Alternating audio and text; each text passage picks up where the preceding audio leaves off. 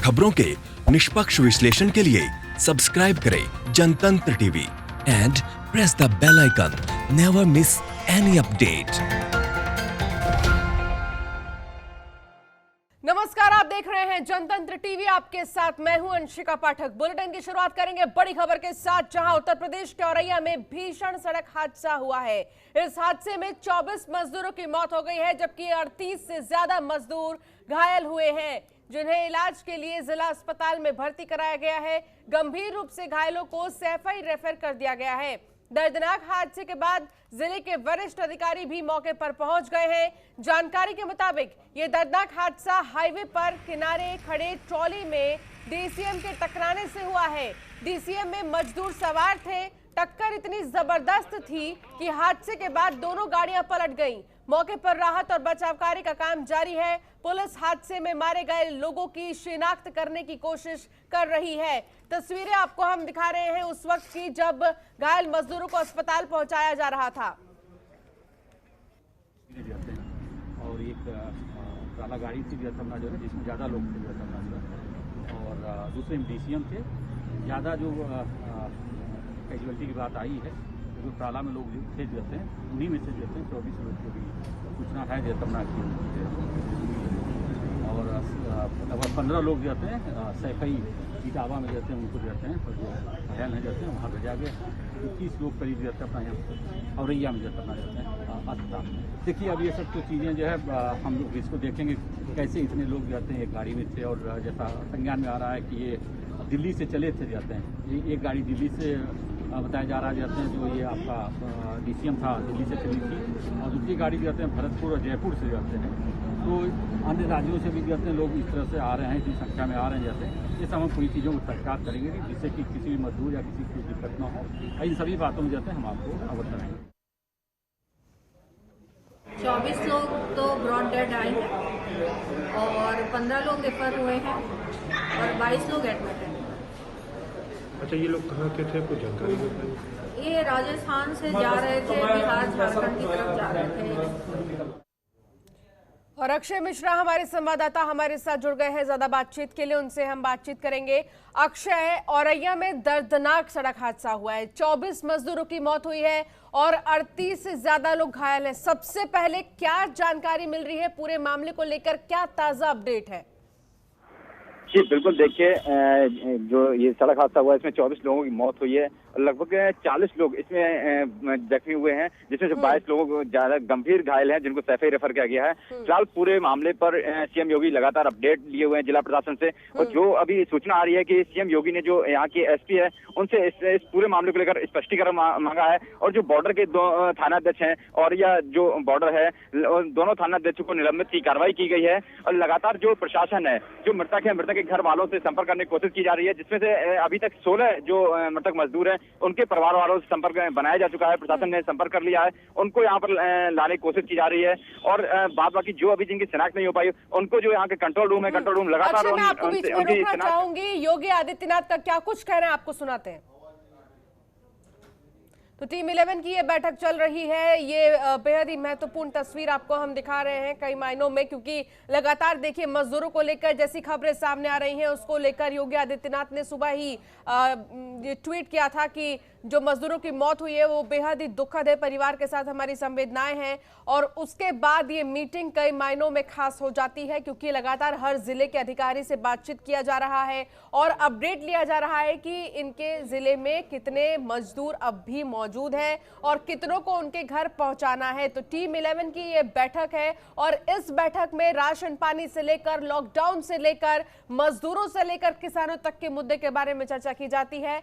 और फिलहाल ये चर्चा अभी जारी है, तो अलग अलग मंत्री भी यहां पर मौजूद है इस बैठक में टीम 11 की। और योगी आदित्यनाथ आदेश भी दे रहे हैं कुछ मुद्दों को लेकर। और आपको साथ ही ये भी बता दें कि जिस तरीके से लगातार कई हादसे हो रहे हैं मजदूरों के साथ, उसको लेकर भी योगी आदित्यनाथ मामले को संज्ञान में लेते दिखाई दे रहे हैं। तो इससे पहले भी कई बार योगी आदित्यनाथ ने ट्वीट कर बकायदा ये अपील की थी मजदूरों से कि आप पैदल ही घर को ना निकले, आप पलायन ना करें, सरकार आपके लिए व्यवस्था कर रही है, आप जहां पर हैं वहीं रहे। कुछ उत्तर प्रदेश के मजदूर जो बाकी अन्य राज्यों में फंसे हैं वो वहीं पर रहे। वहां की सरकारों से अपील की जा रही है कि आपका ध्यान वो रखें, और यहाँ पर जो अन्य राज्य के मजदूर फंसे हैं उनकी जिम्मेदारी हमारी है, उनकी देखभाल में हम लगातार लगे हैं। योगी आदित्यनाथ ये कई बार कह चुके हैं। इन सब के बीच लगातार मजदूरों को लेकर जो खबरें सामने आ रही हैं दिल दहला देने वाली है। फिलहाल टीम 11 की ये जो बैठक चल रही है बेहद ही महत्वपूर्ण बैठक, और कई सारे फैसले इसमें लिए जा रहे हैं। मजदूरों को राशन पानी किस तरीके से पहुंचाया जा रहा है, गरीब परिवार को राशन पानी किस तरीके से दिया जा रहा है, उसको लेकर भी बातचीत किया जा रहा है। अक्षय हमारे संवाददाता लगातार हमारे साथ बने हुए हैं, उनसे बातचीत करेंगे। अक्षय, क्या जानकारी मिल रही थी, पूरा अपडेट दे रहे थे आप? जी बिल्कुल, देखिए जिस तरह से जो जिला प्रशासन है वो जो मृतक हैं उनके परिजनों से संपर्क बना चुका है। लगभग 16 जो मृतक है उनकी पहचान हो चुकी है। उनके घर वालों से बात करके उनको यहाँ पे लाने की कोशिश की जा रही है प्रशासन द्वारा, और लगातार जो प्रशासन है वो इस पूरे राहत एवं बचाव कार्य में लगा हुआ है। जिस तरह से शासन से अभी तक निर्देश आया है, यहाँ पर शासन से निर्देश दिया गया है कि जो भी मजदूर हैं, घायल मजदूर हैं, उनका विस्तृत इलाज किया जाए। जो भी उसमें कोई दिक्कत आती है उसके लिए तुरंत शासन को बताया जाए आखिर कहाँ से क्या दिक्कत हुई। और सबसे बड़ी बात है इसमें कि जो ये मजदूर ट्राला पे बैठ के आ रहे थे तो लगातार ये फरीदाबाद से यहाँ तक चले आए, कई बॉर्डर पड़े, कई राज्य पड़े, लेकिन उनको कहीं भी चेक नहीं किया गया। जिस तरह से शासन लगातार कह रहा है, शासन की व्यवस्था दी कि कोई भी इस तरह से मजदूर ट्रक से बैठ के नहीं जाएगा, और ना ही कोई, जबकि लगातार परिवहन विभाग भी इस पर पूरा सख्ती बरते हुए था, लेकिन उसके बावजूद भी इतना बड़ा हादसा होगा, कहीं ना कहीं बिल्कुल लापरवाही कही जाएगी। बिल्कुल लापरवाही, और इसलिए कई सवाल उठते हैं। अक्षय, बहुत बहुत शुक्रिया इस तमाम जानकारी के लिए। राधा कृष्ण त्रिपाठी हमारे साथ जुड़ गए हैं, उनसे बातचीत करेंगे। राधा कृष्ण, जिस तरीके से अक्षय ने ये बात कही है, उन्होंने कहा है कि कई सारे चेक पोस्ट पड़े हैं, कई बॉर्डर्स पड़े हैं बीच में, बावजूद इसके चेकिंग नहीं की गई, और यही वजह है कि ये सारे मजदूर हादसे का शिकार हो गए। सवाल ये है कि अधिकारियों की लापरवाही है और मजदूर क्यों भुगते? जी अनुष्का, बिल्कुल अधिकारियों की लापरवाही है और इसको कहीं से इससे इनकार नहीं किया जा सकता, और इसके लिए सीधे तौर पे अफसर जिम्मेदार हैं, जिले के अफसर जिम्मेदार। राधा कृष्ण, मैं आपको बीच में रोकना चाहूंगी, डॉक्टरों को क्या कुछ कहना है? ये 10 मरीज ऐसे हैं जो भी रिस्क जोन में हैं, उसमें 5 हम सीरियस मानेंगे, और 5 का इलाज आप देख रहे हैं, आप तो खैर देख नहीं पाए, वो सारा उस एरिया में जा नहीं सकते, वो उनको प्लास्टर और स्टेबलाइज कर दिया गया है। ये सारे मरीज 6 से 8 के बीच में आए हैं टुकड़ों में एम्बुलेंस से, और ये एक्सीडेंट काफ़ी फेटल था। ये दिल्ली से आए हैं, हार्ट एरिया से हैं, इसलिए हमने इनको नई ट्राइजिंग में रखा हुआ है, और वहाँ पे कोरोना की प्रिकॉशंस के साथ हेल्थ वर्कर काम कर रहे हैं, और सीसीटीवी से मॉनिटरिंग हो रही है, सेंट्रलाइज मॉनिटरिंग। जो इंचार्ज हैं हमारे ट्रॉमा के डॉक्टर SP सिंह, जो भी एडिशनल MS भी हो गए कोविड हॉस्पिटल के, तो वो मॉनिटर कर रहे हैं सबको। तो 38 से ज्यादा मजदूर घायल हुए हैं। राधा कृष्ण त्रिपाठी लगातार हमारे साथ बने हुए हैं। राधा कृष्ण, हम यही बात कर रहे थे, लापरवाही अधिकारियों की है। तस्वीरें जनतंत्र टीवी बार बार दिखा रहा है कि किस तरह एक ट्रक में 20 से 30 कभी 40 मजदूरों को घुसाकर खचाखच एक राज्य से दूसरे राज्य तक ले जाया जा रहा है, लेकिन बावजूद इसके बीच में कहीं चेकिंग नहीं हो रही है, कहीं भी अधिकारी कुछ भी तरीके से मामले को संज्ञान में नहीं ले रहे हैं। तो सवाल यह है कि आखिर उन पर कार्रवाई क्यों नहीं की जा रही है, और इस तरीके से मजदूरों के जाने का सिलसिला अब भी क्यों जारी है?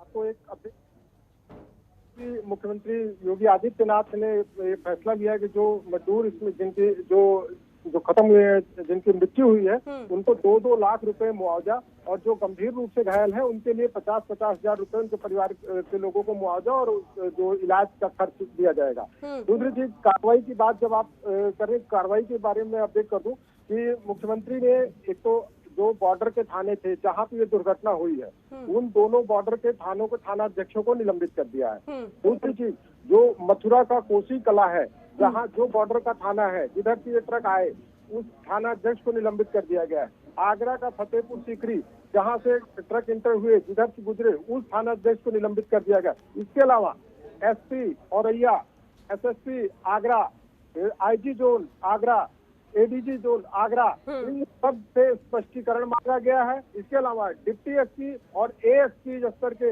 अधिकारियों को चेतावनी दी गई है। सीईओ को चेतावनी दी गई है और सारे अफसरों से स्पष्टीकरण मांगा गया है। ये फौरी कार्रवाई है मुख्यमंत्री योगी आदित्यनाथ की, जो अभी टीम 11 की बैठक के साथ ही कर दी गई है। सारे अफसरों को निर्देश दे दिया गया है इस पर तुरंत कार्रवाई के लिए। इसके साथ एक बड़ी खबर और थोड़ी सी राहत भरी खबर हो सकती है कि हम इतने दिन से कैंपेन चला रहे हैं कि मजदूरों को सुरक्षित भेजा जाए, तो शायद पहले चेक जाते, ये मजदूर जिंदा होते, ये मजदूर। बिल्कुल राधा कृष्ण, मैं आपको बीच में रोकना चाहूंगी। ब्रजेश सिन्हा जी, श्रम मंत्री, बिहार से जुड़ गए हैं। ब्रजेश जी, आपका बहुत बहुत स्वागत है जनतंत्र टीवी पर। सबसे पहले तो मैं यही कहूंगी कि जिस तरीके से लगातार मजदूरों की मौत हो रही है, उसको लेकर आप क्या कहेंगे? बहुत ही दुखद घटना है और ये घटना आगे घटित नहीं हो, हमने भारत सरकार से आग्रह भी किया, कल भी उन लोगों के पास दिया है और कल हमने मीडिया कर्मियों से भी बात किया कि जिस राज्य के अंदर मजदूर हैं उस राज्य की जिम्मेवारी भी बनती है कि वो स्वस्थ सुरक्षित रहें, और जब वो अपने घर वापसी के लिए दोनों राज्य समन्वय बना करके जो दिशा निर्देश निर्धारित किया है उसके माध्यम से वो स्वस्थ सुरक्षित जाएं। लेकिन जो राज्य गैर जिम्मेदाराना ढंग से मानवता का दुश्मन बनकर लॉकडाउन लगने के बाद भी पैदल जाने के लिए छोड़ रहे हैं या उनको विवश कर रहे हैं, इसकी संज्ञान केंद्र सरकार को लेनी चाहिए। बिल्कुल। आज बिहार के अंदर बंगाल के, झारखंड के, राजस्थान के और कई स्टेट के भी लोग हैं। जब हम लोग उनको परमिशन दे रहे हैं, उनको जाने में सहयोग कर रहे हैं, सुरक्षित जाएं, अपने आपदा सेंटर। बिल्कुल विजय जी, आपने बहुत महत्वपूर्ण बात कही है, लेकिन इन सब के बीच में विजय जी, जिस तरीके से लगातार मजदूरों की मौत हम देख रहे हैं, लगातार हमारा चैनल दिखा रहा है तस्वीरें कि किस तरीके से एक ही ट्रक में कई सारे मजदूर खचाखच जाते हैं एक राज्य से दूसरे राज्य, बीच में कहीं चेकिंग नहीं होती है। हाल ही में जिन मजदूरों की मौत हुई है उनमें से आधे से ज्यादा बिहार झारखंड के हैं। आपको क्या लगता है जो मजदूरों के लिए ऐलान किए जाते हैं, जो व्यवस्था मजदूरों के लिए की जा रही है, क्या उससे नाखुश मजदूर है और इसलिए वो पलायन करने को तैयार है? देखिए, ये सरकार की जिम्मेवारी है और हम अपनी जिम्मेवारी से नहीं बच सकते हैं। हमने साफ शब्दों में कहा कि आज मेरे राज्य के अंदर जो भी पूरे देश के माँ भारती के संतान हैं, किस स्वस्थ रखने का वो पहुंचे, इसकी चिंता लोग कर रहे हैं। फिर जिस राज्य में ये श्रमिक अपना पसीना बहाकर उस राज्य का विकास में भागीदारी किया है, वहाँ की सरकार अपनी जिम्मेवारी से कैसे भाग रहा, और अगर जो भाग रहा है तो उनकी जिम्मेवारी तय करनी चाहिए। आज दिल्ली के अंदर, महाराष्ट्र के अंदर जिस तरह से वातावरण को उत्तेजित करके, या कुछ विपक्ष के लोग भी जिस तरह से वातावरण उत्तेजित कर करके श्रमिकों के धैर्य को तोड़ने का काम किए हैं, सबको गंभीरता से विचारना होगा कि हमें, और जहाँ जो पैदल चल रहा है इमीडिएट उसको बस की व्यवस्था करके, वाहन की व्यवस्था करके या ट्रेन के माध्यम से हम उस राज्य की बॉर्डर तक पहुंचा दे, ताकि वहाँ की सरकार उसको अपने अपने जिला तक पहुंचा सके। ये व्यवस्था को सड़क हादसा का शिकार न होने दें। हम तो श्रमिकों से भी आग्रह किए हैं कि आप जो दिशा निर्देश है उसका पालन, संयम रखें, धैर्य रखें। सरकार हित में लॉकडाउन लगाई है। और जी बिल्कुल विजय जी, आपने बहुत महत्वपूर्ण बात कही है और मजदूरों से बार बार यही कहा जा रहा है कि धैर्य रखें और संयम रखें। लेकिन विजय जी, आप एक श्रम मंत्री हैं और आप मजदूरों की परेशानी को बखूबी समझते हैं और आप समझ भी रहे हैं, और इसीलिए आप बार बार ये उनसे आग्रह करते आए हैं। और हमने भी कई बार देखा है आपके द्वारा किए गए ट्वीट और सारी चीजें पोस्ट कि मजदूरों, ये चीज समझने की जरूरत है मजदूरों को कि वो धीरज में रहें और अपना संयम ना खोए, धैर्य ना खोए। लगातार मजदूर जी, इस लॉकडाउन में सबसे ज्यादा कोई व्यथित और परेशान हुआ है तो वो मजदूर श्रमिक हुआ है, और सरकार श्रमिकों के हित में काम कर रही है। आज जो केंद्र सरकार सुविधाएं शुरू की, मजदूरों के हित में शुरू किए, ये तो दुखद दुर्भाग्य है कि जिस राज्य के अंदर वह श्रमिक, जिस प्रतिष्ठान के अंदर, जिस दुकान सेक्टर के अंदर काम कर रहा था, और जब आपदा आया तो उसको लात मार करके बाहर कर दिया। बिल्कुल धिक्कार है ऐसे राज्यों को जो अपने श्रमिकों का इस तरह से अपमान किया है और उसको विवश कर दिया है परेशान होने के लिए, मरने के लिए। अगर जो ये मजदूर जाना बंद कर दे, आज तेलंगाना के अंदर देखे ना कि किस तरह से छटपटाने लगे। बिल्कुल विजय जी, मैं आपकी बात को समझती हूँ। आपने एक बहुत महत्वपूर्ण बात ये कही है कि जब मजदूरों को जरूरत पड़ी राज्यों की, तो उस समय राज्यों ने उन्हें ही बाहर निकाल दिया। बहुत बहुत शुक्रिया विजय जी तमाम बातचीत करने के लिए। हमारे साथ अखिलेश प्रताप सिंह जी, कांग्रेस नेता के जुड़ गए हैं। अखिलेश जी, बहुत बहुत स्वागत है आपका जनतंत्र टीवी पर। देखिए, मेरा सवाल मजदूरों को लेकर ही होगा, क्योंकि लगातार देखिए मजदूरों की मौत का सिलसिला थमने का नाम नहीं ले रहा है। पहले समस्तीपुर, गुना और फिर मुजफ्फरनगर, अब औरैया, 24 मजदूरों की मौत हो गई है। क्या कहेंगे आप सबसे पहले? इस पे जितना दुख हो रहा है पिछले 1 महीने से मजदूरों को हम देखते हुए, और किस तरह से मजदूर चल के मर रहे हैं, कट के मर रहे हैं, लड़के मर रहे हैं, ट्रकों से अपनी जान हथेली पे लेके चल रहे हैं। और जो हमारे देश के आदरणीय प्रधानमंत्री जी हैं वो आराम से सोए हुए हैं। उनको जरा सा भी मोह माया दया नहीं है इन मजदूरों को। आप ये कितनी बड़ी विडंबना है। महीनों से मजदूर चल रहे हैं, रोजाना हर कोई बहस करता है, आप हम लोग टीवी पे। 1 महीने से ज्यादा बीत जाने के बाद केंद्रीय गृह मंत्री को सूझा एक पत्र लिखने को कि लोग सड़कों पर न चले, उन्हें राज्यों को जिम्मेदारी दे की पहुंचाने, वो भी फॉर्मेलिटी के लिए।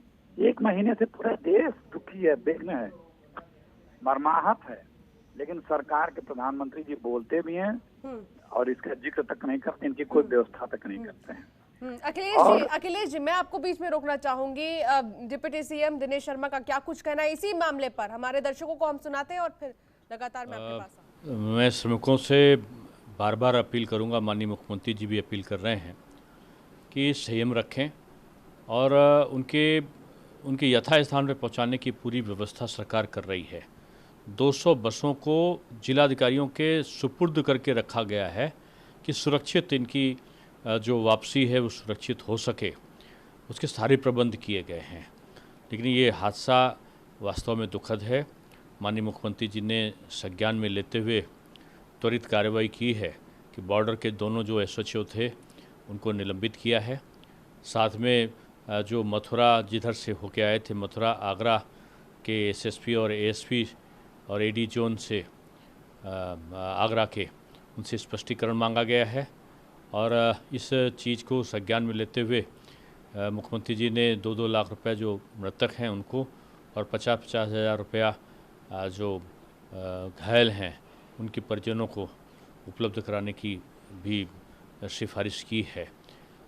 मैं मानता हूं कि आज एक विपरीत परिस्थिति है, संक्रमण काल है, और इस संक्रमण काल में एक ही काम चीज़ करती है, वो है संयम, धीरज। जिस प्रकार से प्रवासी श्रमिकों का पलायन हो रहा है, वो आ रहे हैं, अपने घर को वापस जाना चाहते हैं। सरकार को चिंता है इस बात की, और सरकार ने लाखों लोगों को उनके यथास्थान पहुंचाया है। इसलिए विश्वास रखना चाहिए और सरकार पूरी तरीके से काम कर रही है। इस दुखद हादसे में भी कुछ लोग राजनीति करना चाहते हैं और इसको हादसा नहीं हत्या बता रहे हैं। ऐसे लोगों को हत्या पर राजनीति करने का, दुखद हादसों पर राजनीति करने से बाज आना चाहिए। उनको ऐसे संक्रमण काल में भी राजनीतिक कलाबाजियों को करने से सबक लेना चाहिए कि उनको ये जानना चाहिए कि इस प्रकार के अवसर पर इस प्रकार के वक्तव्य उचित नहीं होते।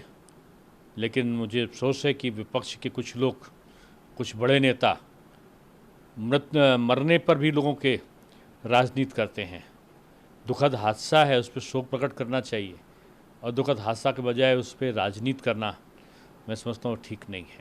सर, आपको लगता है कि इसके लिए जो चूँकि सरकार लगातार कह रही है कि जो लोग आएंगे उनको पहुँचाएंगे, बावजूद इसके लोग दिन रात चले आ रहे हैं, आपको नहीं लग रहा कि थोड़ा सा और जिम्मेदारी की ज़रूरत थी वहाँ पर अधिकारियों को? कार्रवाई हुई है वो ठीक है, लेकिन और थोड़ा सा ऊपर के लोगों को, अफसरों को नहीं, स्पष्टीकरण इसीलिए मांगा गया है कि वहाँ से असुरक्षित वाहन पर कैसे चले। इसके लिए जब बसों को जिलाधिकारियों के सुपुर्द कर रखा गया है, श्रमिकों को लाने ले जाने के लिए एक निर्धारित कार्यक्रम तय है कि ट्रेन से जब आएंगे तो उनको कैसे हम बस से रिसीव करेंगे, कैसे हम उनको अलग ले जाएंगे। तो इस प्रकार के असुरक्षित वाहन से आ रहे थे तो उनको उनके बारे में उनसे स्पष्टीकरण मांगा गया है कि ऐसे वो कैसे आए। तो यही स्पष्टीकरण उच्च अधिकारियों से मांगे गए हैं और घटना प्रकरण दुखद है, नहीं होना चाहिए था। इसीलिए बार बार श्रमिकों से आग्रह किया जा रहा है कि ऐसे क्षण में वो संयम रखें। अपने यथास्थान को पहुंचाना हमारी सरकार की प्राथमिकता है और सरकार पूरे इंतजाम के साथ आपकी सुरक्षित यात्रा को सुनिश्चित कर रही है।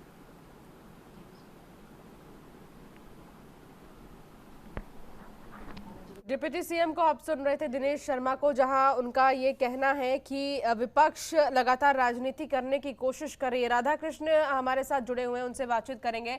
राधा कृष्ण, देखिए अभी हम यही बात कर रहे थे कि एक तरफ मजदूरों की परेशानी है और दूसरी तरफ राजनेता राजनीति करने से बाज नहीं आते।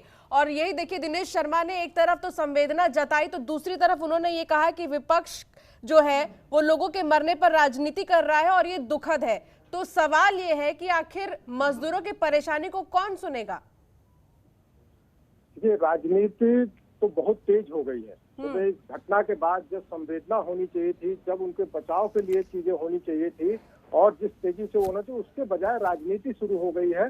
चाहे वो सत्ता पक्ष हो, विपक्ष हो, सबने अपनी राजनीति शुरू कर दी। और ये अंशिका एक परंपरा सी हो गई है कि दुख के वक्त भी, जब एक दिल दहला देने वाली घटना भी होती है, उस वक्त भी हमारे राजनेता राजनीतिक रोटियां सेकने से बाज नहीं आते। जब उनको मजदूरों के दर्द में खड़े होना चाहिए था, उनके सेवा करनी चाहिए थी, उनके स्वास्थ्य में बेहतर करना चाहिए था, उसके बजाय राजनीति शुरू हो गई। और ये राजनीति यही नहीं रुकने वाली, ये राजनीति अभी आगे जाएगी। आप दिन पर दिन देखेंगे ये राजनीति बढ़ती जाएगी। आज शाम तक देखिएगा किस तरह की चीजें होती, चारों तरफ से राजनीतिक हमले हैं और फिर बीजेपी की तरफ से उस पर पलटवार है। तो ये होता रहेगा। इसके बीच अंशका दो और जानकारियां आई, मैं आपको दे दूं इस घटना से जुड़ी।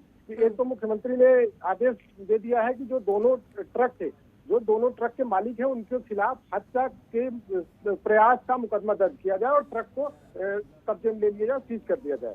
दूसरी चीज, एक और चीज मुख्यमंत्री ने की है, वो हमारे कैंपेन के लिए जो हमने कैंपेन चलाया, पहले तो शायद नहीं सूझे संभले अफसर, तो ये हादसा हो गया। लेकिन शायद अब वो चीजें हो जाए और जितने भी जिले हैं उनके बॉर्डर पे 200 बसों का बेड़ा तैयार रखने के लिए कहा गया है। उत्तर प्रदेश सरकार की तरफ से कहा गया है कि जितने भी जिले हैं बॉर्डर के, वहाँ पे 200 बसें हर बॉर्डर पे तैयार रहेंगी, ताकि जो मजदूर रोके जा रहे हैं उनको उन बसों में भर के अब उनके सुरक्षित सफर की तरफ ले जाया जाए। तो ये सबक तो लिया। सबक इस घटना के बाद वो 24 जाने चली गई, 24 मजदूर इस दुनिया में नहीं रहे। उसके बाद खेती सरकार, उसके बाद शायद खेती अफसर, और इन कार्रवाइयों के बाद तो ये जो घटना हुई उसके बाद का ये नतीजा है।